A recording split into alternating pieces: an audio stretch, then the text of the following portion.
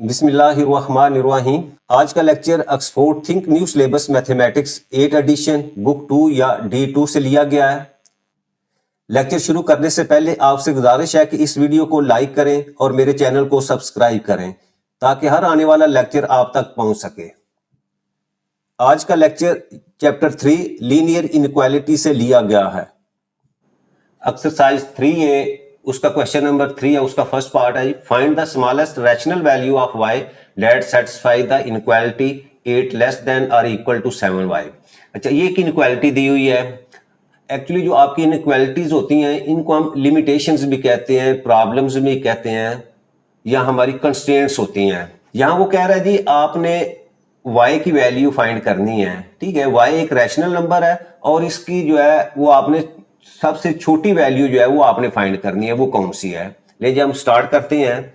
यहां हमारे पास 8 less than और इक्वल टू 7y, और यहां से हम इसको इस तरह भी लिख सकते हैं कि 7y जो है दैट इज ग्रेटर देन और इक्वल टू 8।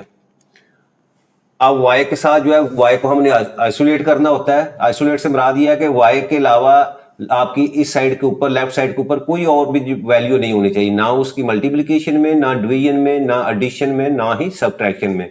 यानी सिर्फ y जो है ना आपने आइसोलेट करना है, उसको अलहदा कर देना है। तो अब y के साथ 7 है, तो अब 7 को रिमूव करने के लिए मैं क्या करता हूँ, दोनों तरफ जो है वो 7 पे डिवाइड कर देता हूँ।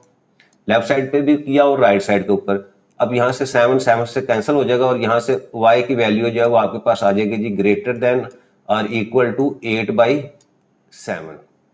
ठीक है। अच्छा, इसको इस तरह भी लिखा जा सकता है, या अगर मैं मिक्स नंबर में लिखूं तो ये 1/7 आ जाएगी। अच्छा, अब देखिए यहाँ वो क्या कह रहा है, रैशनल नंबर कौन सा होता है? A rational number can be expressed in the mathematical form as P/Q। यानी हर आपकी जो भी क्वोशंट ऑफ रेशियोज में लिखे जाते हैं नंबर, या P/Q फॉर्म में लिखे जाते हैं, वो रैशनल नंबर कहलाते हैं। अब देखिए ये जो हमारे पास आंसर आ गया y ग्रेटर देन और इक्वल टू 8/7, इसका मतलब क्या है कि आप इसकी इस इनक्वालिटी में 8/7 या इससे बड़े जितने भी रैशनल नंबर है वो आएंगे। तो उसने कहा कि आपने स्मॉलेस्ट रैशनल नंबर जो है वो फाइंड करना है। तो इसका मतलब आपका 8/7 जो है वही आपका सबसे स्मॉलेस्ट जो है वो रैशनल नंबर है। तो यहां मैं लिख देता हूं कि therefore the smallest rational value that satisfy the inequality is 8/7। Next है जी b part, given that x satisfy the inequality 20x greater than 33।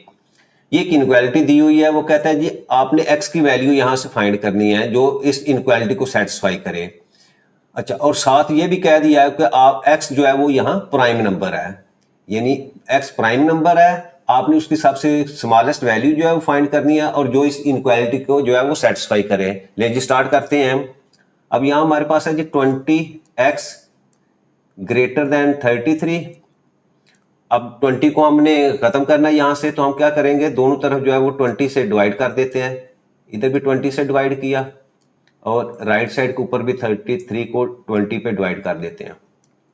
यहां से 20 से कैंसिल हो जाएगा और यहां x की value x greater than 33 divided by 20, और या इसको मैं अगर डेसिमल पॉइंट में लिखूं तो ये मेरे पास वैल्यू आ जाती है जी 1.65। ठीक है। अच्छा, अब देखें x आपका प्राइम नंबर है और उसकी वैल्यू क्या है, ग्रेटर देन 1.65 है, यानी 1.65 से बड़ा प्राइम नंबर है। तो प्राइम नंबर क्या होते हैं? A prime number is a natural number greater than 1, यानी आपके प्राइम नंबर नेचुरल नंबर या होल नंबर्स होते हैं और हमेशा 1 से बड़े होते हैं, और उनके सिर्फ और सिर्फ दो डिस्टिंक्ट फैक्टर्स होते हैं, 1 एंड इटसेल्फ। तो अब देखो एग्जांपल लें तो हमारे पास 2, 3, 5, 7, 11 these are the prime numbers. तो अब हमने वो कौन सा प्राइम नंबर बताना है जो आपका 1.65 से बड़ा हो। तो 1.65 से बड़ा सबसे छोटा प्राइम नंबर आपके पास 2 है। तो यहां मैं लिख देता हूं therefore smallest prime number that satisfy the inequality is 2। Next हमारे पास c part, find the greatest odd integer value of x। यानी आपने x की वैल्यू फाइंड करनी है और x क्या है, वो ऑड इंटीजर्स हैं, और उस ऑड इंटीजर्स में से आपने सबसे बड़ी वैल्यू फाइंड करनी है। जो सी इनक्वालिटी -3x ग्रेटर देन -105 को जो है वो सेटिस्फाई करे। तो ले जी हम स्टार्ट करते हैं। -3x greater than -105। अच्छा, अब देखिए x का कोफिशिएंट -3 है, तो हमारा रूल क्या है कि -3 को हमने यहां से रिमूव करके x को आइसोलेट करना है, तो हम दोनों तरफ जो है वो -3 से डिवाइड कर देते हैं। तो लेफ्ट साइड के ऊपर इसको भी -3 से डिवाइड कर देते हैं, और इसी तरह जो राइट साइड के ऊपर 105 है इसको भी मैं -3 से डिवाइड कर देता हूं। अब हम हमारी जो जब भी हम किसी नेगेटिव रियल नंबर से दोनों तरफ आप मल्टीप्लाई करेंगे इनक्वालिटी में, तो हमेशा क्या होता है, आपका इनक्वालिटी का साइन जो है वो रिवर्स हो जाता है। तो यहाँ ग्रेटर देन का साइन था, तो अब ये रिवर्स होकर लेस देन के साइन में जो है वो कन्वर्ट हो जाएगा। अब यहाँ से -3 से कैंसिल, और x की वैल्यू जो है वो आपके पास आ जाएगी जी लेस देन।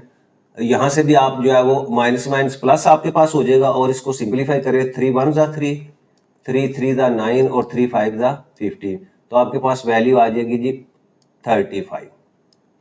अच्छा, अब देखें हम हमारा जो इनक्वालिटी है x का आंसर वो हमारे पास x लेस देन 35 आया है। तो इसका मतलब क्या हुआ कि हमने वो ऑड इंटीजर जो है बताना है जो 35 से छोटा हो लेकिन सबसे बड़ा हो। तो देखो हमारे पास जो, अगर मैं शुरू करूं तो जैसे ये 31 आपके पास जो है वो ऑड इंटीजर है, इसके बाद 33 है, इसके बाद 35 है।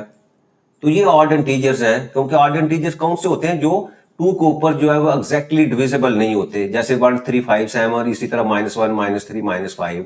तो अब देखिए ये मैंने कुछ जो है वो ऑड इंटीजर्स लिखे हैं।